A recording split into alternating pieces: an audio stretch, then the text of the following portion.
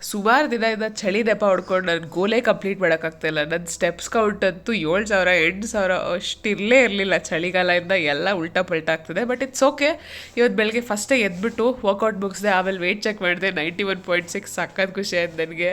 ಅದಾದಮೇಲೆ ಒಂದು ಸ್ವಲ್ಪ ಹೊತ್ತು ವಾಕಿಂಗ್ ಹೋಗ್ಬೇಡ ಅಂತ ಒಂದು ಸ್ವಲ್ಪ ಹೊತ್ತೇನು ಫುಲ್ ಲಾಂಗ್ ಅವರೇ ಹೋಗ್ಬಿಟ್ಟೆ ಮೋಸ್ಟ್ಲಿ. ಅದಕ್ಕೆ ಇನ್ನೂ ಸ್ವಲ್ಪ ನೆಗಡಿ ಜಾಸ್ತಿ ಆಗೋಗಿತ್ತು ಅನಿಸುತ್ತೆ.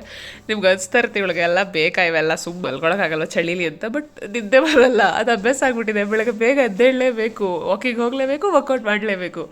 ಸೊ ಹಂಗಾಗಿತ್ತು. ಅದೆಲ್ಲ ಮುಗಿಸಿ ವರ್ಕೌಟ್ ಎಲ್ಲ ಮುಗಿಸಿ ತಿಂಡಿಗೆ ಇವತ್ತು ರಾಗಿ ಇಡ್ಲಿ ಮಾಡಿದೆ. ಅದೇನೋ ಊದಲೇ ಇಲ್ಲ. ಸೊ ಅದನ್ನ ಬಿಟ್ಟಾಕ್ಬಿಟ್ಟು ಹಾಗೆ ರಾಗಿ ದೋಸೆ ಮಾಡ್ಕೊಂಡು ತಿಂದ್ವಿ.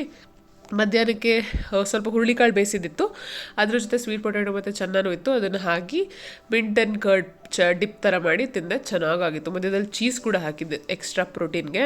ಸಖತ್ತಾಗಿತ್ತು ಚಳಿಗೆ ಬಿಸಿ ಬಿಸಿಗೆ. ಅದಾದಮೇಲೆ ಸಂಜೆ ರಾಗಿ ಹುರಿ ಹಿಟ್ಟಿನ ಲಡ್ಡು ಮಾಡಿದ್ವಿ. ಅದನ್ನು ತಿಂದ್ಬಿಟ್ಟು ಸ್ವಲ್ಪ ಹೊರಗಡೆ ಕೆಲಸ ಇತ್ತು ಅಂತ ಹೋಗಿ ಬರುವಾಗ ಟೈಮ್ ಆಗಿತ್ತು. ಬಟ್ ಮನೇಲಿ ನನಗೋಸ್ಕರ ಏನೂ ಇರಲಿಲ್ಲ. ಸೊ ಊಟ ಸ್ಕಿಪ್ ಮಾಡೋಕ್ಕೂ ಮನಸ್ಸಿರಲಿಲ್ಲ. ಸೊ ಅದಕ್ಕೆ ಹಣ್ಣು ತಿನ್ಕೊಂಡು ಡೇನ 12K ಸ್ಟೆಪ್ಸ್ ಜೊತೆ ಎಂಡ್ ಮಾಡಿದೆ. ಮತ್ತು ನಾನು ನಾಳೆ ವ್ಲಾಗಲ್ಲಿ ಸಿಗ್ತೀನಿ. ಬಾಯ್.